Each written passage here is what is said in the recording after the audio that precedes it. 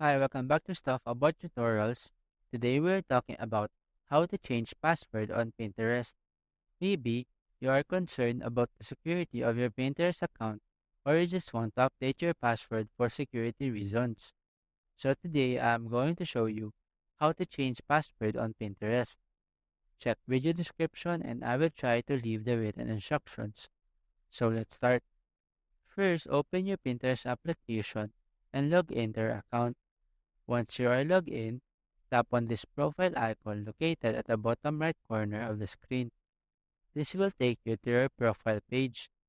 On this page, tap on this three dots icon located in the top right corner.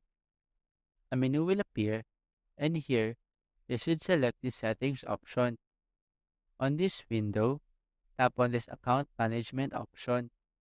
Now, to change your password, simply tap on this password section. In this window, you can now edit your password. First, type in your current password. After that, you can now type in below your new password. Make sure that your new password is secure and unique. You can use a combination of letters, numbers, and symbols to make it stronger. Then below, confirm it by typing in your new password again.